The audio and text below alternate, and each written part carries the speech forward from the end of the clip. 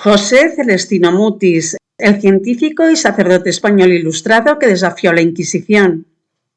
El 30 de septiembre de 1772, un sacerdote y científico español afincado en Santa Fe de Bogotá enviaba una carta clandestina a Europa que cambiaría para siempre el curso de la ciencia en el Imperio español. Lo que las autoridades virreinales podrían haber considerado correspondencia rutinaria pronto se revelaría como el manifiesto fundacional de una de las empresas científicas más ambiciosas de la Ilustración. El autor, José Celestino Mutis, se convertiría en el cerebro de la Real Expedición Botánica del Nuevo Reino de Granada, una epopeya de 33 años que desafió dogmas religiosos, intereses económicos y el propio orden colonial. La narrativa oficial promovida por la corona de Carlos III es la siguiente. Se trató de un proyecto ilustrado para catalogar la naturaleza americana, dirigido por un leal sacerdote y científico al servicio de Dios y el rey. Sin embargo, esta explicación institucional se ha visto desbordada por una serie de documentos secretos, conflictos con la Inquisición y teorías que desafían lo establecido. Historiadores de la ciencia, encabezados por investigadores como Marcelino Frías Núñez, han revelado que Mutis operaba en un delicado equilibrio entre la ortodoxia y la herejía, sugiriendo que sus investigaciones en farmacología indígena y astronomía copernicana lo pusieron al borde de la persecución. Las evidencias apuntan a que la verdadera historia es la de un genio que tuvo que navegar entre la censura eclesiástica y su sed de conocimiento, creando una red de corresponsales clandestinos y protegiendo saberes que la Iglesia consideraba peligrosos. Este vídeo investiga la doble narrativa que rodea a Mutis. Por un lado, analiza la versión oficial que lo cataloga como un botánico al servicio del imperio. Por otro, examina las afirmaciones que lo señalan como un ilustrado rebelde que esquivó la Inquisición para expandir el conocimiento, preguntándose hasta qué punto su ortodoxia fue una máscara necesaria para sobrevivir. La corona española construyó una narrativa basada en el utilitarismo ilustrado y el servicio al Estado. Mutis llegó a Nueva Granada como médico del virrey en 1760. Su formación en Madrid y su contacto con científicos europeos lo convertían en el hombre ideal para servir a los intereses de la corona. Tras años de gestiones, en 1783, Carlos III aprobó y financió la Real Expedición Botánica con el objetivo oficial de descubrir, clasificar y aprovechar las riquezas vegetales del reino para beneficio de la farmacopea y la economía imperial. Como sacerdote, Mutis representaba la unión perfecta entre fe y razón. Su posición eclesiástica le daba una autoridad incuestionable en una sociedad donde la Iglesia controlaba el conocimiento.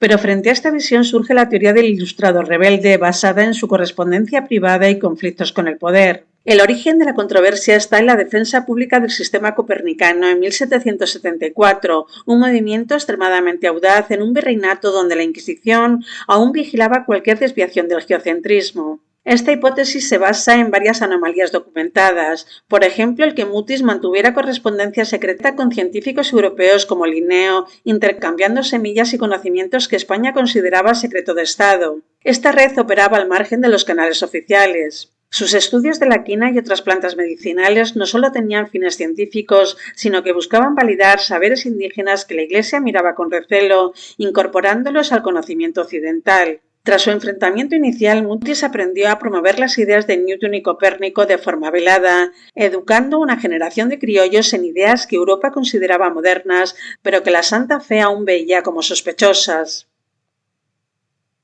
La historiografía crítica ha presentado un cuerpo de evidencia que muestra sus tensiones con el sistema. El investigador José Luis Peset afirma que Mutis caminó toda su vida sobre la delgada línea que separaba la ortodoxia de la heterodoxia. Su genio consistió en saber avanzar la ciencia sin ser devorado por el sistema. En 1774, Mutis pronunció su discurso sobre la física, donde defendió abiertamente el heliocentrismo. La reacción eclesiástica fue inmediata y debió retractarse parcialmente, aunque continuó enseñando estas ideas de forma más discreta.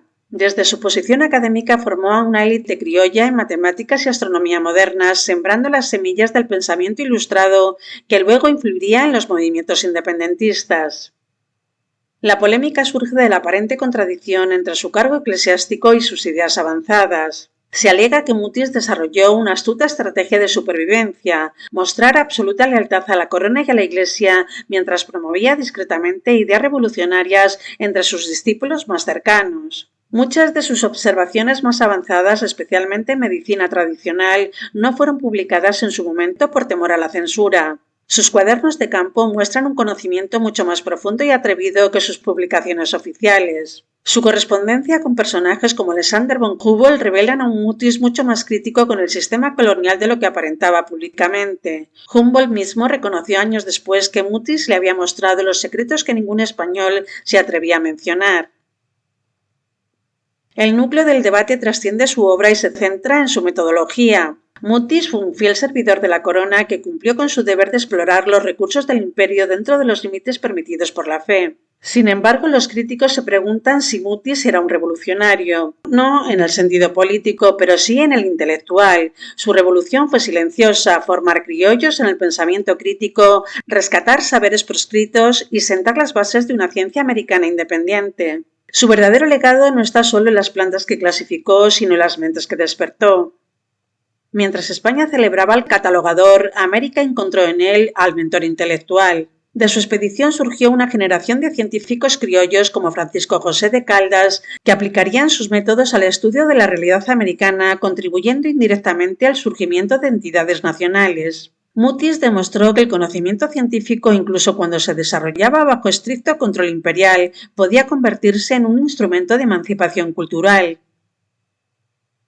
Independientemente de la polémica, la expedición botánica fue un logro monumental. El Archivo de la Naturaleza contó con 5.000 ilustraciones botánicas de exquisita calidad, 20.000 especímenes vegetales clasificados y numerosos estudios zoológicos que conforman un patrimonio que aún hoy asombra a los científicos. Su trabajo fue elogiado por las mentes más brillantes de Europa, situando a la Nueva Granada en el mapa científico mundial.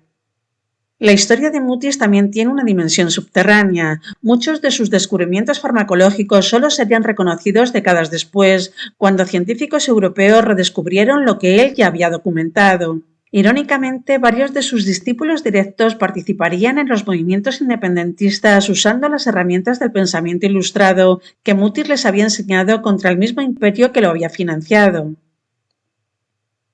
La evidencia disponible obtenida de su vasta correspondencia y documentos internos de la expedición pinta un cuadro claro y consistente. José Celestino Mutis fue un genio científico que operó en la peligrosa línea entre la ortodoxia religiosa y la libertad intelectual. Lejos de ser un mero funcionario ilustrado, fue un estratega del conocimiento que supo navegar las aguas prohibidas de la ciencia moderna en un contexto donde las ideas como el heliocentrismo podían llevar a la hoguera.